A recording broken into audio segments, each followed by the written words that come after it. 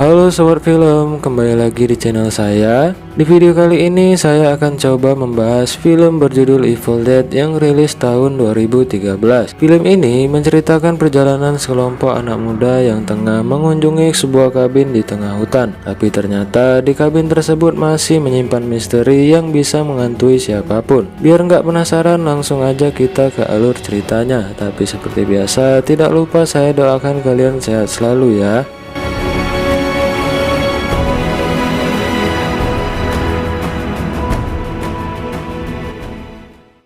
Film dimulai dengan memperlihatkan sebuah mobil yang tengah melakukan perjalanan menuju suatu tempat di tengah hutan. Dalam rencananya, mereka akan mengisolasi seorang yang bernama Mia dari kecanduan narkoba. Singkat cerita, setelah sampai di lokasi terlihat seorang bernama David disambut oleh teman lainnya yang telah menunggu di lokasi tersebut. Tidak lama setelahnya, David menemui adiknya yang bernama Mia. Mereka yang lama tak bertemu akhirnya bisa bersama lagi di tempat itu, yang dimana itu adalah sebuah kabin milik orang tuanya yang sudah lama meninggal. Dengan mencoba menghibur adiknya itu, David memberikan kalung keberuntungan kepada adiknya. Lalu Mia pun mengatakan pada David supaya bisa menemaninya sampai akhir di lokasi tersebut. Kemudian kita akan melihat di mana Mia tengah disaksikan oleh teman lainnya untuk bersumpah kalau dia tak akan lagi menggunakan barang haram lagi. Lalu mereka pun mencoba untuk masuk ke dalam kabin, yang mana kabin itu sudah lama tak berpenghuni. Saat berada di dalam, mereka pun menemukan suasana kabin yang sudah berantakan. Ketika itu terlihat beberapa foto yang tampaknya mengingatkan orang tua mereka yang sudah tiada. Singkat cerita, saat malam hari, Mia yang tengah berjuang menahan godaan dari narkoba saat itu malah mencium bau busuk yang menyengat. Namun semua temannya mengira kalau penciumannya itu hanya efek dari narkoba itu sendiri. Sampai pada akhirnya temannya yang bernama Olivia pun memberikan obat penenang. Tapi tetap saja Mia merasa bahwa kamarnya itu menyimpan aroma yang busuk. Dan semua temannya pun mulai panik tentang apa yang dikatakan oleh Mia. Hingga tiba-tiba anjing milik David seolah mencium bau yang sama.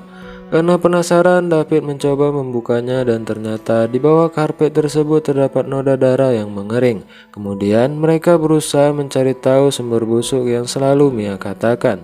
Dan saat berada di ruangan itu, mereka menemukan banyak bangkai kucing yang tergantung, dan tak hanya itu, ada pula sebuah tiang dalam kondisi hangus terbakar.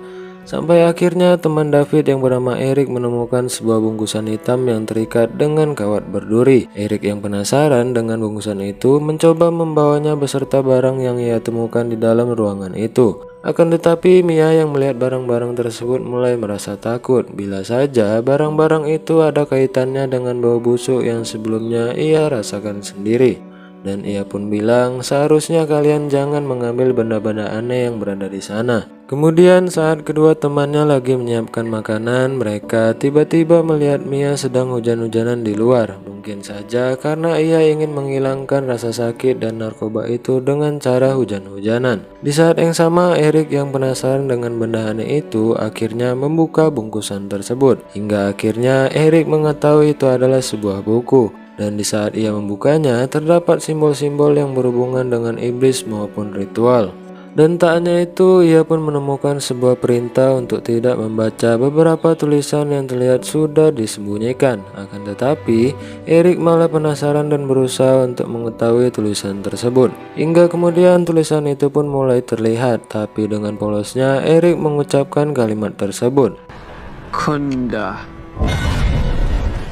Lalu tiba-tiba terlihat sesuatu yang aneh datang mendekati kediaman mereka. Sampai pada akhirnya Eric membaca semua kalimat di buku itu yang terdengar seperti doa membangunkan arwah iblis.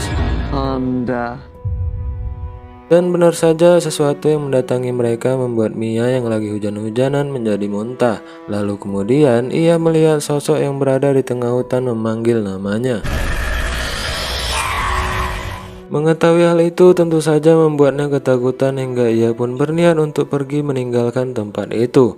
Mia pun juga berusaha meyakinkan teman-temannya untuk pergi dari sana. Namun tentu saja teman-temannya tak akan membiarkannya untuk pergi. Tapi karena kesal, Mia akhirnya tetap meninggalkan tempat itu tanpa menghiraukan mereka. Mia yang sedang di perjalanan terlihat masih kesal dengan apa yang terjadi pada dirinya, hingga tiba-tiba sosok yang misterius itu membuatnya lepas kendali hingga membuatnya terlempar ke dalam danau. Dengan perasaan yang takut, Mia pun mencoba menyelamatkan diri dan tak lama setelahnya ia mendengar seseorang yang memanggil namanya lagi. Mia yang mendengar itu pun semakin takut hingga membuatnya lari dan masuk ke dalam semak-semak belukar. Tapi bukannya selamat, ia malah terlilit akar-akar yang seolah telah dikendalikan oleh iblis tersebut. Saat Mia sudah tak bisa bergerak, muncullah sosok iblis yang selama ini mengejarnya, dan iblis itu terlihat seperti mengeluarkan akar rawa dari mulutnya yang kemudian bergerak memasuki tubuh Mia lewat jalur kemaluannya, dan kini iblis itu benar-benar memasuki dan tinggal di tubuh Mia. Tak lama kemudian, David dan juga Olivia yang khawatir pada Mia berhasil menemukannya dan lalu membawanya kembali ke dalam kabin. Singkat cerita, Mia yang sudah dirasuki sesuatu dalam tubuhnya kini berada di kamarnya, dan saat David melihat keadaannya, Mia mengatakan bahwa di sini tidaklah aman dan kita harus segera pergi dari tempat ini dikarenakan ia merasakan ada sosok iblis yang kini bersamanya.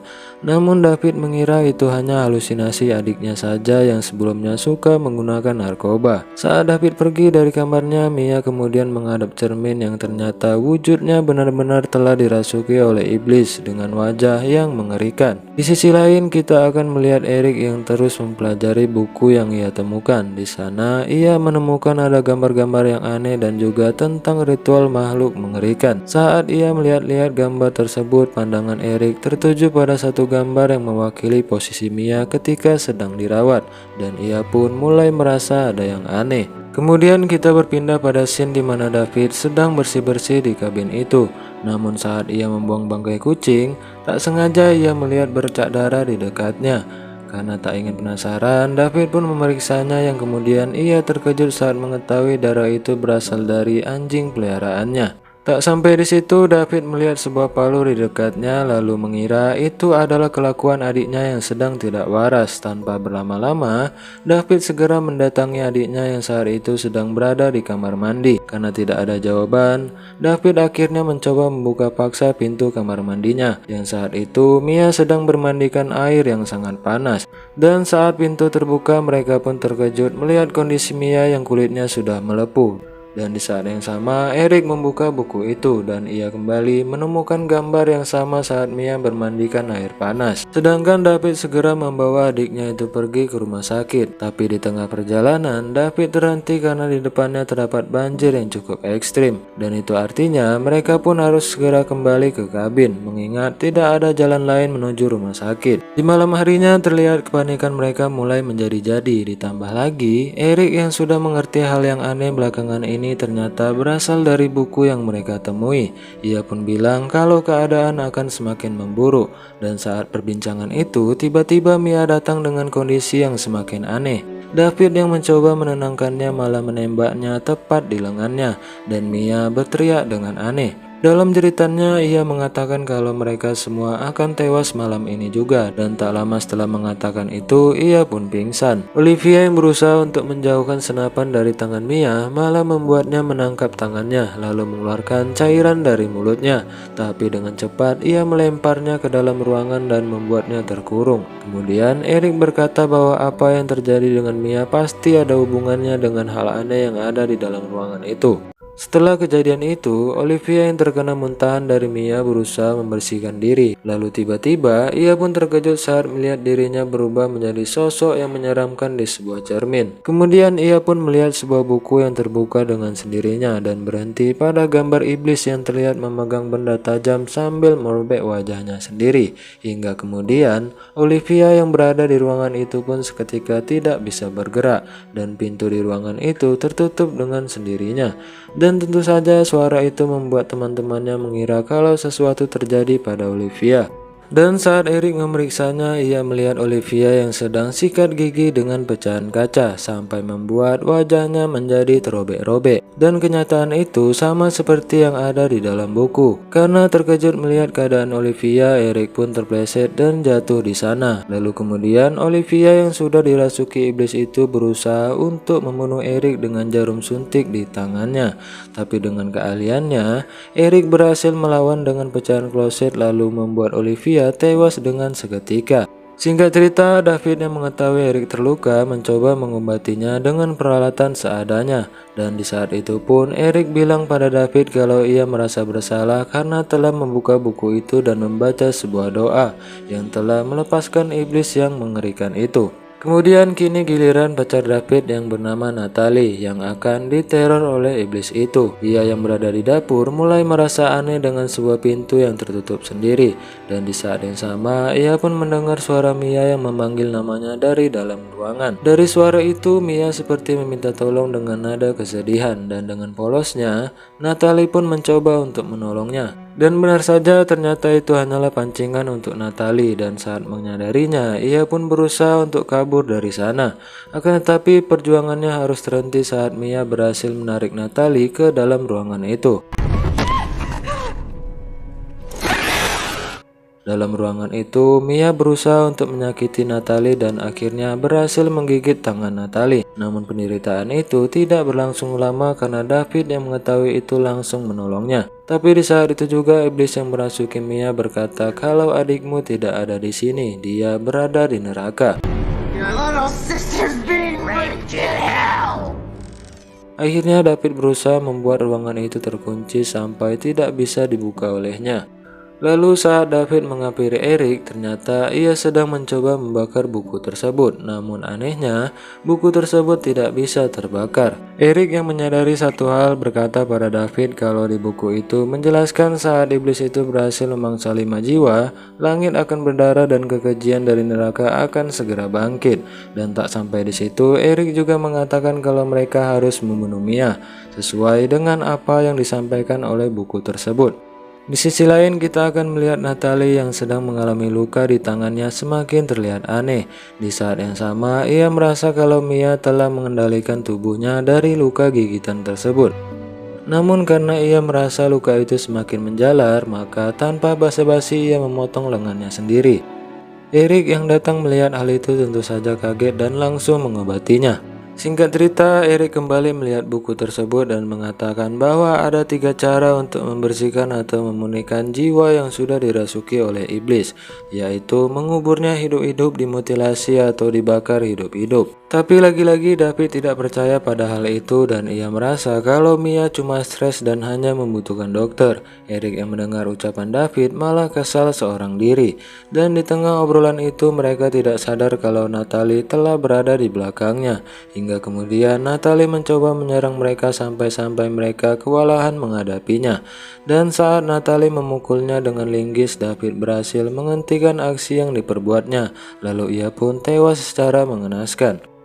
Menyadari apa yang terjadi, kali ini David akan mencoba membakar kabin itu dan mulai mempercayai apa yang dikatakan Erik. Namun saat segalanya telah dipersiapkan untuk membakar kabin itu, Mia malah menyanyikan sebuah lagu kenangan mereka saat masih kecil dengan tujuan menghentikan niat David membakar kabin itu. Dengan polosnya, David malah terpengaruh dan membatalkan niatnya itu. Tapi tak lama kemudian David memiliki rencana lain untuk melenyapkan iblis itu tanpa membuat adiknya mati. Semua peralatan pun ia persiapkan dan rupanya ia akan menggunakan cara pertama untuk memusnahkan iblis tersebut dengan menguburnya hidup-hidup. Lalu ia pun berusaha untuk membawa adiknya yang masih berada di bawah kabin dengan cara membiusnya. Namun saat sampai di sana ia mendapatkan perlawanan yang membuatnya kewalahan dan nyaris tewas di dalam air. Karena dengan bantuan Erik, Mia pun berhasil dilumpuhkan, tapi Erik harus tewas karena tidak bisa lagi menahan luka yang terlalu banyak. Kemudian David pun mengubur Mia yang sedang pingsan itu, dan saat usahanya hampir selesai, ia dikejutkan dengan Mia yang terbangun. Namun David yang melihatnya tidak akan mau terpengaruh lagi dengannya dan langsung menguburkannya. Setelah beberapa saat, David pun kembali membongkar kuburannya untuk menyelamatkan adiknya. Dengan bantuan peralatannya, David berusaha agar jantung adiknya itu kembali kembali berdetak. Namun setelah berusaha semaksimal mungkin, Mia tak kunjung sadar dan saat baterai aki sudah habis, David mulai merelakan adiknya itu tewas di sana. Namun tanpa diduga, saat David meninggalkan tempat itu, Mia rupanya berhasil terselamatkan. Tentu saja hal itu membuat David riang gembira. Saat mereka berniat untuk pergi dari kabin itu, David kembali ke sebuah ruangan untuk mengambil kunci. Tapi saat David mengambilnya, pandangannya tertuju pada foto bersama teman-temannya. Di saat itu pun ia malah diteror oleh sosok Eric yang ternyata sudah dirasuki oleh iblis. Dan di sana David juga mendapat tusukan di lehernya hingga ia terluka parah. Dengan keadaan tak berdaya, David mengatakan pada adiknya untuk segera meninggalkan tempat itu. Mia yang tahu hal itu hanya bisa berteriak histeris dan tak bisa berbuat banyak. Lalu dengan sebuah senapan, David menggunakan cara ketiga untuk membunuh iblis itu.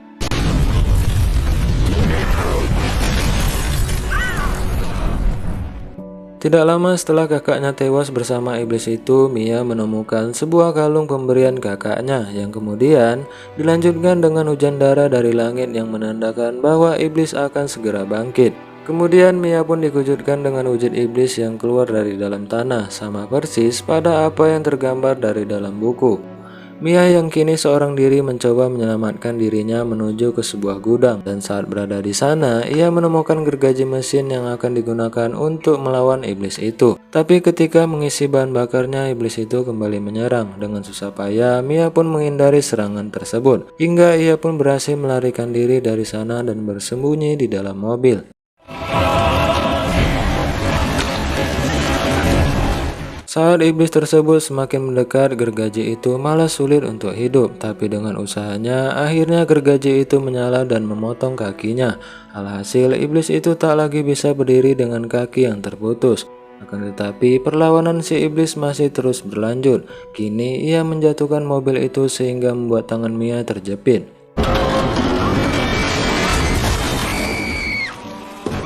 Tentu saja Mia merasakan sakit luar biasa. Tapi karena Mia sudah bosan dengan kelakuan iblis itu, akhirnya ia menarik paksa tangannya sampai terputus. Kemudian saat iblis itu mendekat, Mia tak segan-segan memutilasi iblis itu hidup-hidup. Dan kini iblis itu pun benar-benar mati hingga lenyap di telan bumi.